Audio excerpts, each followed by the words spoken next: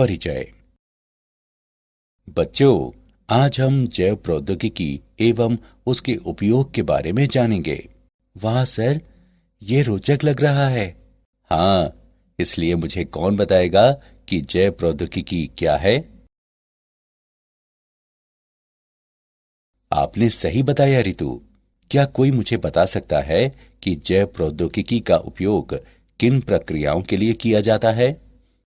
Sir, ऐसी अनेक प्रक्रियाएं हैं जिनके लिए जैव प्रौद्योगिकी का उपयोग किया जाता है, जैसे कि रोगों की पहचान करने के लिए जीन स्थानांतरण आदि। बहुत अच्छे प्रतीक। आओ अब विस्तार से अध्ययन करें। इस पाठ में आप जैव प्रौद्योगिकी एवं उसके उपयोग के बारे में जानेंगे। उद्देश्य। इस पाठ के अंत में आप निम्न करने में सक्षम हो जाएंगे।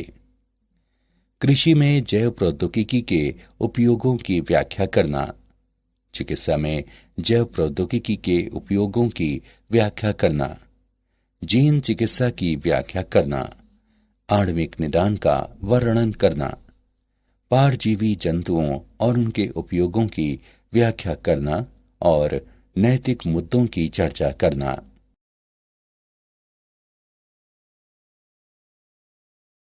कृषि में जैव प्रौद्योगिकी का उपयोग।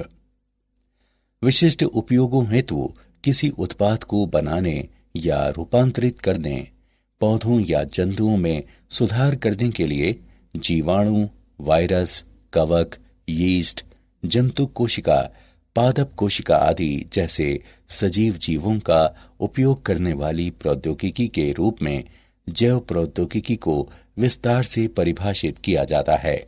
कृषि में जैव प्रौद्योगिकी एक कारगर तरीका है जिसके द्वारा उन फसलों को तैयार किया जाता है जो हमारे बदलते वातावरण में बेहतर प्रदर्शन कर सकें।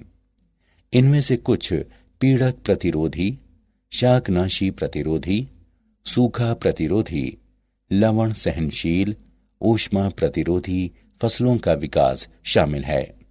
जब प्रयोगशाला में एक जीव के जीन को दूसरे जीव को सुधारने या परिवर्तित करने के लिए अभिप्राय पूर्वक स्थानांतरित किया जाता है तो आनुवंशिकता रूपांतरित जीव यानी जीएमओ का निर्माण होता है।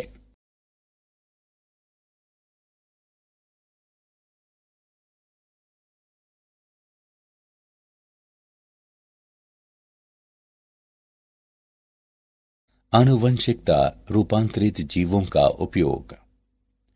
आनुवंशिकता रूपांतरित पौधे कई तरह से उपयोगी हो सकते हैं। कीट पीड़क प्रतिरोधी पौधों के कारण कम पीड़कनाशी का उपयोग करने की आवश्यकता होती है। आर्थिक रूप से अधिक अनुकूल क्योंकि पीड़कनाशी वायु, मृदा और जल में नहीं जाते हैं। फसल की अधिक पैदावार। आनुवंशिकता रूपांतरित फसलों को उन विटामिनों से भरपूर बनाया जा सकता है जिनकी कुछ प्रधान किस्मों में कमी हो सकती है।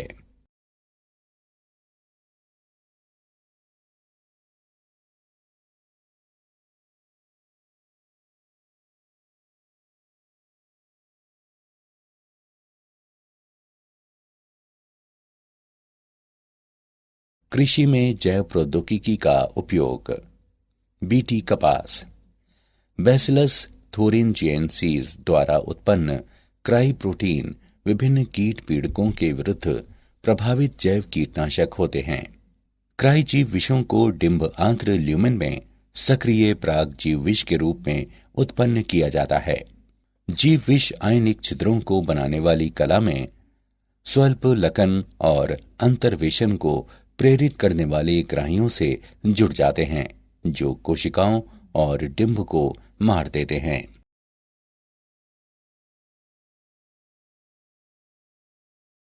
पीड़क प्रतिरोधी पौधा। पीड़क प्रतिरोधी पौधे। कीटों का हमला एक गंभीर कृषि समस्या है जिससे उपज काफी कम हो जाती है और उत्पादन गुणवत्ता घट जाती है। कीटों के कारण खेतों में और साइलों में भंडारण के दौरान नुकसान हो सकता है। प्रत्येक वर्ष कीट दुनिया भर की खाद्य फसलों का लगभग 25% भाग नष्ट कर देते हैं। आरएनए अंतक्षेप द्वारा विशिष्ट जीन को निष्क्रिय करना इस समस्या का वांछनीय प्राकृतिक समाधान है।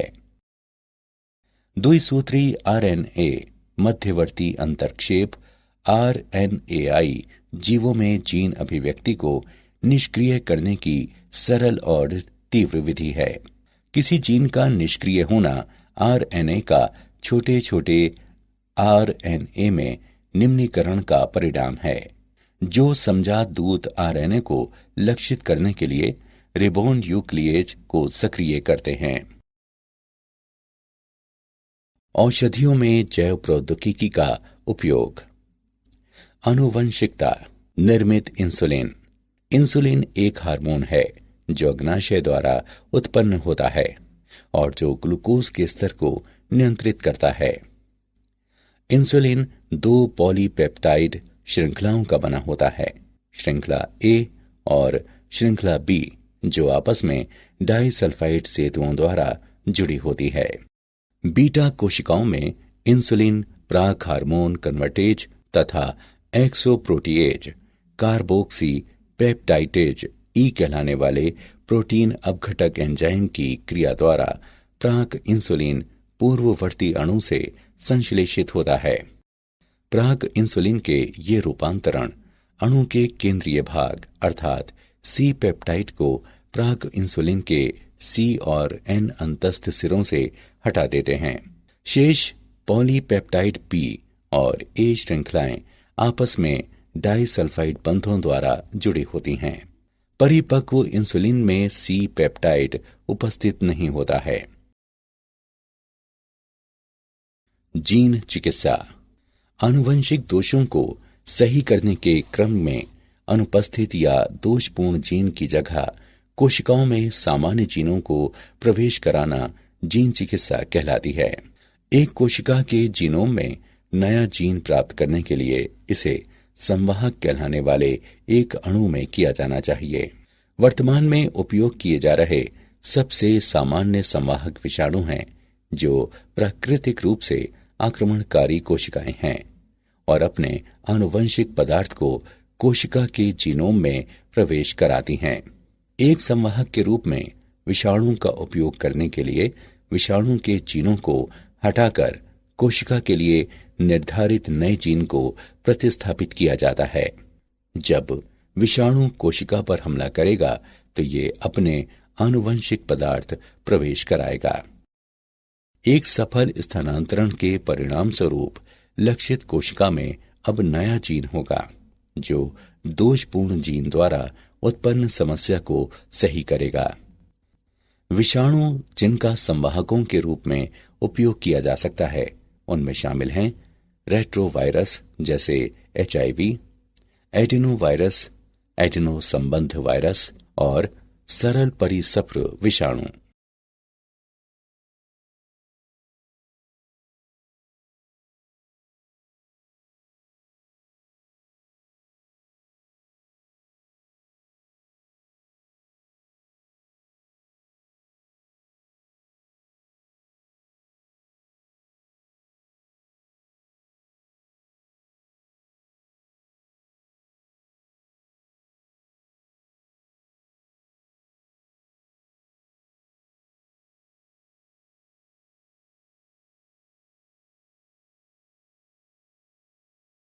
आणविक निदान। किसी ऊतक या तरल में प्रोटीन, DNA, RNA जैसे अणुओं के अध्ययन द्वारा रोगों की पहचान करने की प्रक्रिया आणविक निदान कहलाती है।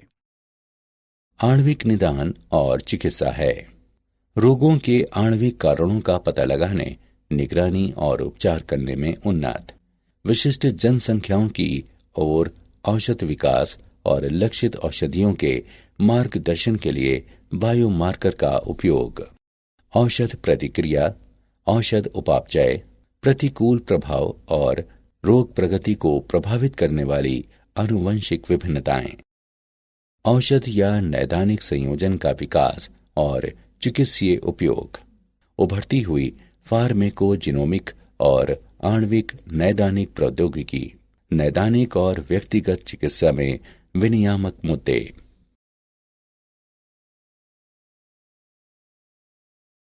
पारजीवी जंतु, ट्रांसजेनिक एनिमल्स, जंतु जिनकी आनुवंशिक विशेषताओं को एक रूपांतरित जीन द्वारा या आनुवंशिक प्रौद्योगिकी की तकनीक का उपयोग करके दूसरे जीव से प्राप्त जीन के अंतर्वेशन द्वारा बदल दिया गया है, पारजीवी जंतु कहलाते हैं। पारजीवी जंतुओं के उत्पादन के सामान्य कारण हैं। कुछ पारजीवी जंतुओं का विशिष्ट आर्थिक लक्षणों के लिए उत्पादन किया जाता है।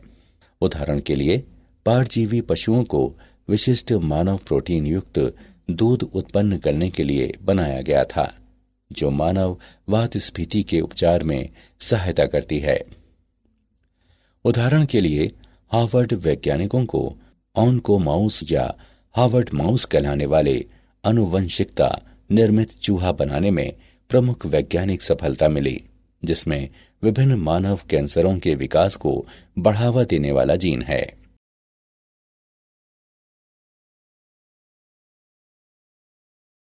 पारजीवी जंतुओं का उपयोग। मानव कल्याण के लिए इन जंतुओं के लाभों को निम्न क्षेत्रों में वर्गीकृत किया जा सकता है: कृषि, औषधि और उद्योग। कृषि उपयोग। प्रजनन।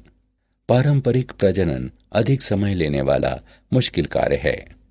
जैव प्रौद्योगिकी के उपयोग से कम समय में और अधिक परिशुद्धता के साथ जंतुओं में विशेषताओं को विकसित करना संभव हो गया है। इसके अलावा उपज बढ़ाने के लिए किसानों को एक आसान तरीका भी प्रदान करता है। गुणवत्ता। पारजीवी गायें अधिक दूध उत्पन्न करती हैं या कम लैक्टोज या कोलेस्ट्रॉल वाला दूध उत्पन्न करती हैं। सुअर और पशु जिनमें अधिक मांस होता है, भेड़ जो अधिक ऊन देती हैं। रोग प्रतिरोध। वैज्ञानिक रोग प्रतिरोधी जंतुओं को उत्पन्न करने के लिए प्रयासरत हैं, जैसा कि इन्फ्लुएंजा प्रतिरोधी सुअर, लेकिन जीन की बहुत ही सीमित संख्या वर्तमान में पालतू जानवरों में रोगों के प्रतिरोध के लिए जिम्मेदार है।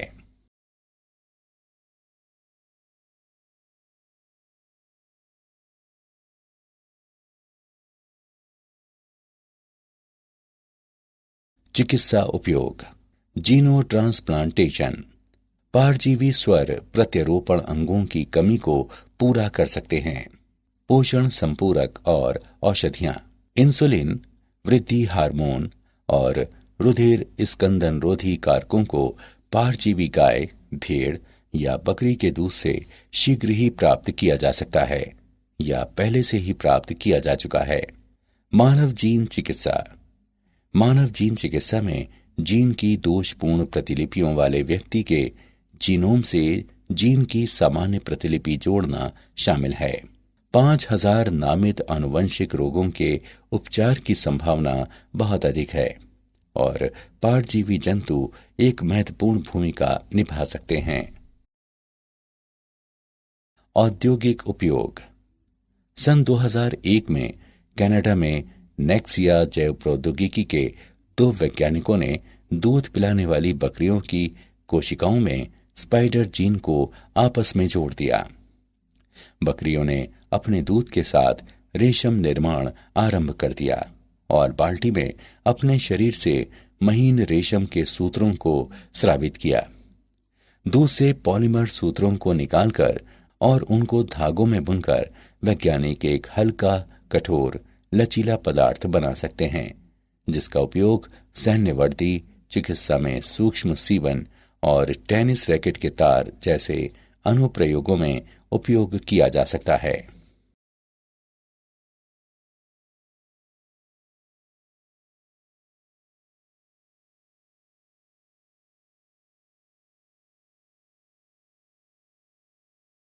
नैतिक मुद्दे। जीवों के आनुवंशिक रूपांतरण के तब अप्रत्याशित और अवांछनीय प्रभाव हो सकते हैं जब ऐसे जीवों को पारिस्थितिकी तंत्र में सन्निविष्ट कराया जाता है। जन सेवाओं के लिए ऐसे जीवों के रूपांतरण और उपयोग से अनुमत एकस्व की समस्याएं भी उत्पन्न हुई हैं। इसलिए भारत सरकार ने संगठन स्थापित किए हैं जो आनुवंशिक रूपांतरण की वैधानिकता और जनसेवा के लिए आनुवंशिकता रूपांतरित जीवों के सन्निवेश की सुरक्षा के बारे में निर्णय लेने के लिए अधिकृत हैं।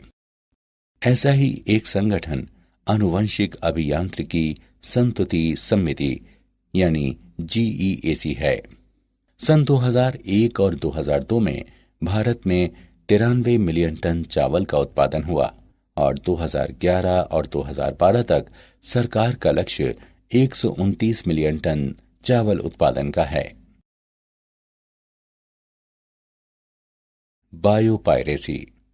बायोपायरेसी प्राकृतिक रूप से पाई जाने वाली जैव रासायनिक या आनुवंशिक सामग्री का व्यावसायिक रूप से उपयोग करने की कार्यप्रणाली है, विशेषकर एकस्व प्राप्त करके जो उस समुदाय जिससे ये उत्पन्न हुई है उसको उचित मुआवजे का भुगतान करने में विफल रहने पर भविष्य में इसके उपयोग को प्रतिबंधित करती है। भारत में उगने वाला बासमती चावल अपने विशिष्ट स्वाद और सुगंध के लिए मशहूर है, लेकिन एक अमेरिकी कंपनी ने अमेरिकन एकस्व व ट्रेडमार्क कार्यालय द्वारा एकस्व अधिकार प्राप्त कर लिया था। इस कंपनी ने भारतीय किस्मों को अर्ध बौनी किस्मों से संकरण कराकर बासमती की नई किस्म विकसित की। क्या आप जानते हैं, अमेरिकी शोधकर्ताओं ने एक प्रणाली विकसित की है जिसमें नीले प्रकाश को सक्रिय करके किसी भी वांछित जीन को प्राप्त किया जा सकता है तथा टर्न ऑन या टर्न ऑफ कर सकते हैं, जो जैव प्रौद्योगिकी और चिकित्सा में अनुसंधान के लिए हो सकते हैं। यह पहली बार है जब डीएनए के विशिष्ट खंडों को टर्न ऑन या टर्न ऑफ किया गया है। उन्होंने अमेरिकन केमिकल सोसाइटी के जर्नल में प्रकाशित अपने शोध पत्रों में प्रकाश की तीव्रता का उपयोग करके जीन अभिव्यक्ति के स्तर को अनुकूल बनाने के बारे में जानकारी भी दी है। सारांश। आइए हमने जो कुछ सीखा है उसे संक्षेप में दोहराएं।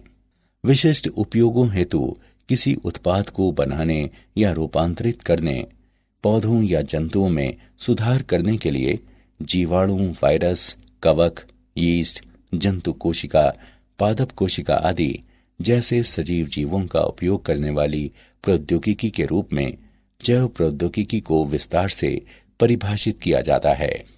RNA अंतर्क्षेप द्वारा विशिष्ट जीन को निष्क्रिय करना कीट हमले की समस्या का वांछनीय प्राकृतिक समाधान है।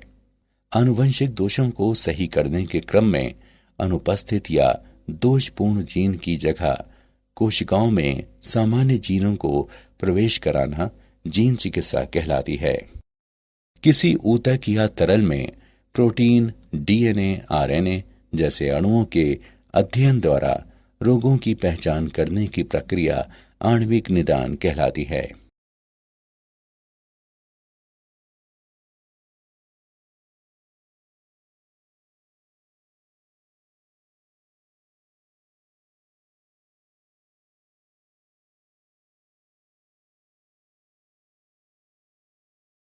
जंतु जिनकी आनुवंशिक विशेषताओं को एक रूपांतरित जीन द्वारा या आनुवंशिक प्रौद्योगिकी की तकनीक का उपयोग करके दूसरे जीव से प्राप्त जीन के अंतर्वेशन द्वारा बदल दिया गया है, पारजीवी जंतु कहलाते हैं।